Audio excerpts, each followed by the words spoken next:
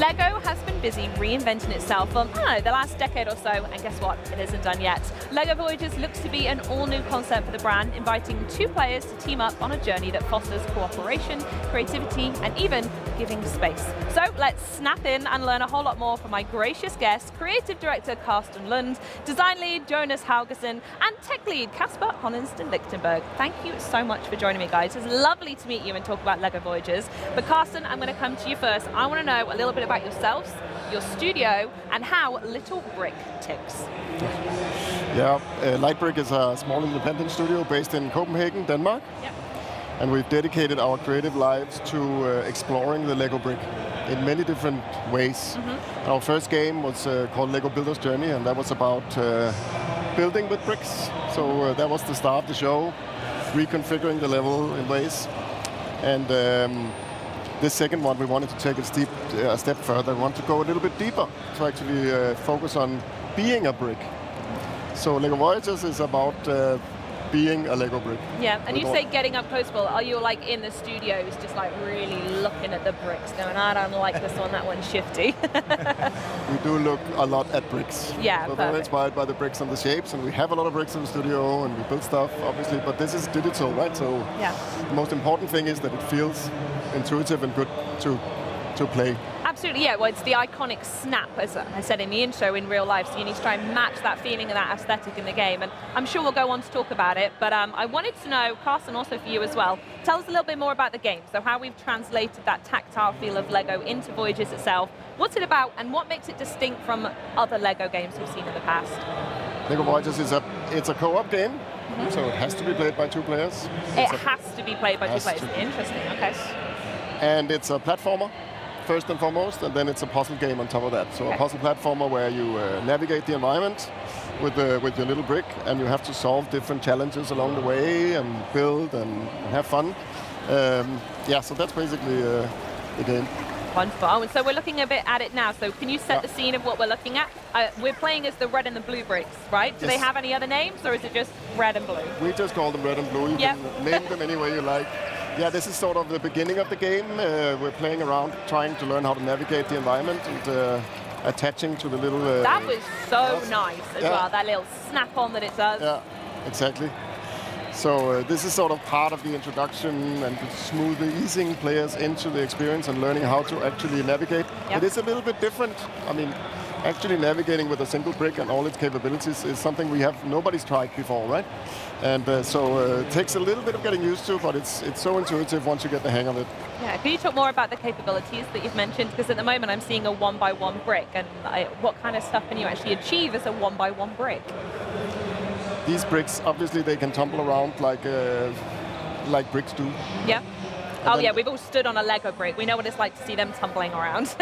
Exactly. So we needed to make the game physics-based, right? Yep. So you actually navigate around as a physical Lego brick will do. And then obviously a brick can attach to things and other interesting things.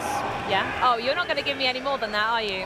Maybe later. Right, I see you. Jonas, we're going to come to you now because I'm not getting anything out of you anymore. I want to speak a little bit more about that cooperation and the collaboration that we spoke about before, it naturally having to be a two-player game. So how and why is that key to this experience, and how does building something actually work in Lego Voyagers? Well, as a Lego brick, of course, we thought it obvious that you should be able to connect to other bricks. So naturally, that started, basically. So being able to connect to other bricks should also mean that you have to build contraptions with these Lego bricks. Oh, okay. Of course, you can roll around with all these bricks as a big tower or ball. Oh, really? Or whatever. Yeah, sure. But you also have to overcome some challenges. Here. Oh, amazing. Yeah, exactly. You also have challenges where you have to be a little more precise with what you're doing. So we made a specific mode for this. We call it building mode. Okay. You can see it here where the small figures kind of snap in a grid in movement. So it's a little more deliberate about your brick placement. Absolutely. So we're watching them build a bridge here. Does physics come into play here? Is there a bit where you maybe built too crazy one way and they fall apart, or is it just naturally very easygoing? You don't have to worry about physics and that? Physics is in everything in this game, basically. So, I mean, even when you're in build mode, you're still a physical entity. You might be able to push the other player off the edge or stuff like that. So you can be a little bit rude with a co-op then. definitely. It's not always good vibes. Yes. And we have catapults, catapult building, where you have to propel the other player from the contraption you've built. So it's not all building bridges, it's literally flinging each other as well. Yeah, definitely. Oh, fantastic. I like that, you can see it actually. Yeah. Is this the this is the catapult. So that one not quite so good, huh? No. Exactly, and then you have to rebuild it, extend it. Oh, I see. So the puzzle here isn't trying to get more firepower, it's actually making the catapult slightly larger. Yeah. And then how much of the environment are you able to pick up? Is it quite obvious which elements you can pick up and move around, or is it open to your interpretation and everything can go?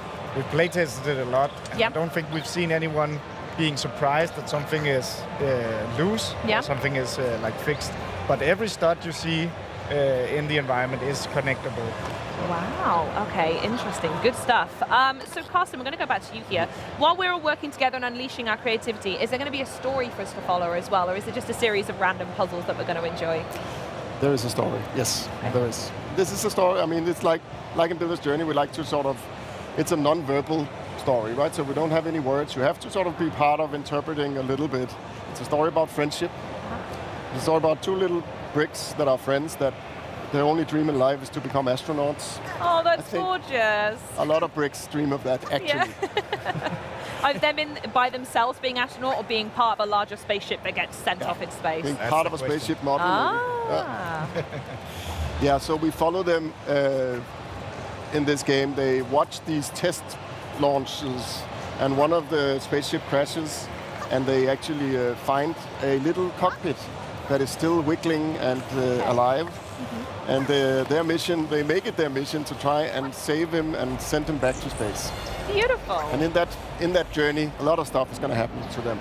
And then there's a little bit of a narrative of friendship, and when you share a common dream, sometimes you grow a little bit apart, and sometimes you have to find different ways of being connected.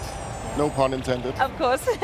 So we ask an open question about friendship, and hopefully players will finish this game and think about their friends and how they actually connect and how they stay friends. Yeah, and with the storytelling, you've mentioned that there isn't nothing verbal going on from the main characters. How is that told by the story? Do you meet other characters that talk, or is it purely environmental storytelling and heartstrings music throughout? Music is a very important factor. Yeah. And we have the same composer as in Builder's Journey, Henrik Lindstrand, composing. Oh, wonderful. They smashed it the first time, bring them back. Exactly, and he's been very meticulous about the scenes in the game and the emotions and the characters, so he's doing motifs that sort of tell a story along the way, and so that's a very important part of the storytelling. Yeah. And then obviously the environmental storytelling, all of the objects and all the encounters, you can slowly unravel what's going to happen, right? And until you understand the full story. Amazing. Is there like an onboarding experience for co-op partners? Maybe Casper, you could help me out with this one. Like we talk co-op. How does that work? How do the players work together against each other, etc., throughout the game? It's a co-op experience, and they have to help each other and teamwork, collaborate, and build these bridges and face these challenges throughout the way. So, as you can see here, you can also just spend some time to just play around. Have some fun, yeah. Have some fun. You can make up games where you have to compete, but otherwise it's a collaborative experience. Oh, so there is a competitive element to it in there, but mostly based on the gamers. Mostly based on the gamers, yeah. I see. Did you see much of that in the playtesting, Jonas, that you mentioned? So much. I mean, we have an infamous spot where you can flip the other player into the water. Okay. We've seen like players spending minutes, very long time, just flipping each other into the water.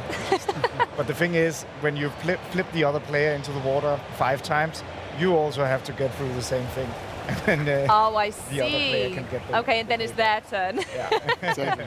Yeah. Wonderful. And with co-op being such a focus in the game, was that inspired by your own personal play with Lego, or was it something you just knew you wanted to make a co-op game, and that's where Lego came in perfectly?